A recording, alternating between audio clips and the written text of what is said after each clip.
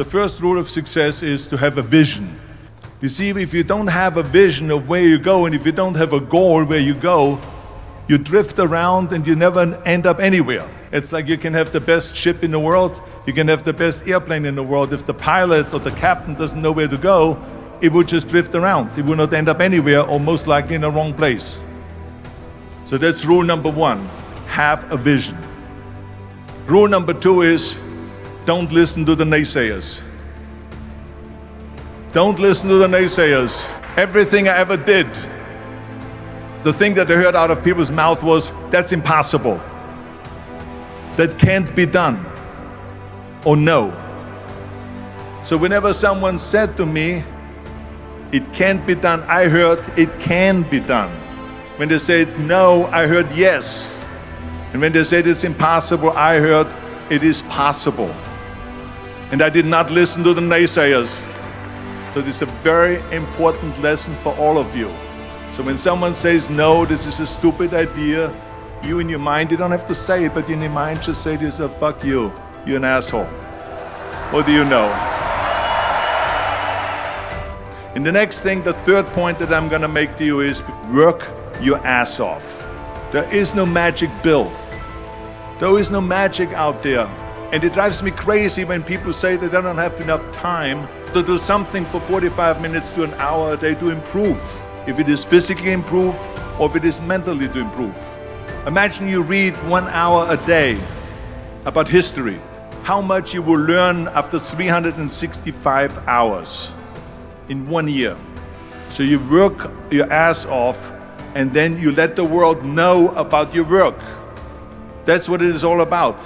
Let people know. If you have a company, if you have a movie, if you do sports, work your ass off, but then advertise and let everyone know. I hate plan B. And I tell you why. Because we have so many doubters. We have so many of those people that say no, and you can't do it, it's impossible. But when you start doubting yourself, that's very dangerous. Because now what you're basically saying is that if my plan doesn't work, I have a fallback plan, I have a plan B. And that means that you start thinking about plan B, and every thought that you put into plan B, you're taking away now that thought and that energy from plan A. And it's very important to understand that we function better if there is no safety net, because plan B becomes a safety net. I've never ever had a plan B. I made a full commitment that I'm gonna go and be a bodybuilding champion. I made a full commitment that I'm gonna be in America. I made a full commitment that I'm gonna get in the show business, and I'm going to be a leading man. No matter what it takes, I will do the work. It is very dangerous to have a plan B, because you're cutting yourself off from the chance of really succeeding. And the reason, one of the main reasons why people want to have a plan B is because they are worried about failing. Well, let me tell you something, don't be afraid of failing, because there's nothing wrong with failing. You have to fail in order to climb that ladder. There's no one that doesn't fail. Michael Jordan said in one of his interviews, when they said, you're unbelievable, you're the greatest basketball player of all times. I mean, tell me about that. And he says, well, you're just mentioning the successes. But he says, for me to become the greatest basketball player, I missed more than 9,000 shots in my career. He missed 9,000 shots. I've lost almost 300 games. Does it make him a failure? No.